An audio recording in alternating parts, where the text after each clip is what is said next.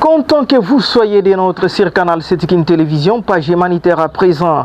Alebashi Machakala, inspecteur principal provincial adjoint en charge du développement et formation professionnelle, était au centre d'une formation professionnelle avec 110 membres des différents centres de la ville d'Ouvira. Ces derniers ont dû se réunir dans les centres Elisabeth, centre de la ville précitée. Monsieur Stelle Moudoudé Moussafiri nous relate les faits depuis Canada. À ce jour du 5 juillet 2026, notre centre a accueilli 110 acteurs humanitaires étatiques, notamment la délégation des inspecteurs provinciaux, la délégation des chefs de pôle d'Ouvira et tous les chefs de centre qui ont des centres de formation professionnelle qui œuvrent dans la ville d'Ouvira. Pour nous, c'est une joie et nous disons que nous sommes très prêts pour accompagner le gouvernement congolais dans le développement de leur renforcement éducationnel, professionnel, aussi pour l'apprentissage. À cela, nous restons disponibles pour que nous puissions accompagner. Et les centres Sainte-Elisabeth vous souhaitent la bienvenue encore une fois. Nous vous remercions. À travers l'inspecteur qui nous est venu, vraiment c'est une chance pour dire que c'est la première de voir qu'on nous appelle depuis qu'on est dans la formation professionnelle. L'impression vraiment est positive parce qu'on voit que la participation est complète et les chefs de centre et les formateurs sont réunis. L'avantage est que le paquet vraiment est satisfaisant. Les recommandations à reformuler, c'est pour rappeler encore que Ouvira, nous souffrons d'une chose, après le retour de la population, y compris les apprenants, alors ça nous a déséquilibrés.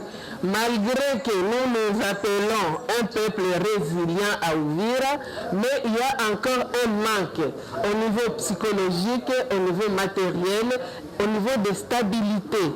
Parce qu'on a perdu beaucoup de choses, beaucoup de temps. Nous sommes en train de nous reprendre dans la formation. Du coup, ça touche aussi la finance. Le mot que je peux placer est de dire à nos représentants, le bureau d'ici à Ouvira, vraiment de plaider, de continuer avec les plaidoyers pour que nous aussi nous puissions profiter comme tout Congolais. Ici, nous sommes dans ce centre Sainte-Elisabeth pour une formation, capacitation des chefs de centre et gestionnaires sur la gestion ou l'élaboration des catalogues curricula dans les centres de formation professionnelle. Cette formation a pris 2 jours, c'est-à-dire nous avons commencé hier, et si tout va bien, nous finissons aujourd'hui. Oui, je ne peux pas manquer de dire que la formation professionnelle est un ministère de la fonction publique. Et les agents de la formation professionnelle sont des agents, n'est-ce pas, de la fonction publique. En termes de primes, nos chefs de centre doivent recevoir la prime du CNACPF, un service technique de paye. Ils doivent aussi recevoir la prime du ministère de la formation professionnelle. Et nous devons aussi recevoir notre salaire de base de l'État. Et nous devons profiter aussi de tous les avantages des agents de l'État, des carrières, n'est-ce pas, de la fonction publique.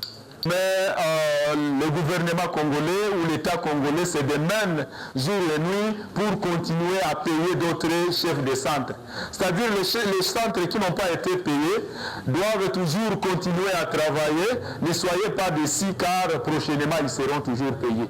Vu que je suis sur terrain, je peux vouloir aussi circuler encore une fois dans ces centres de formation professionnelle pour vérifier l'existence de ces centres, pour vérifier si les mêmes centres organise des filières, n'est-ce pas, innovantes, pour vérifier si dans ces centres, il y a aussi des apprenants.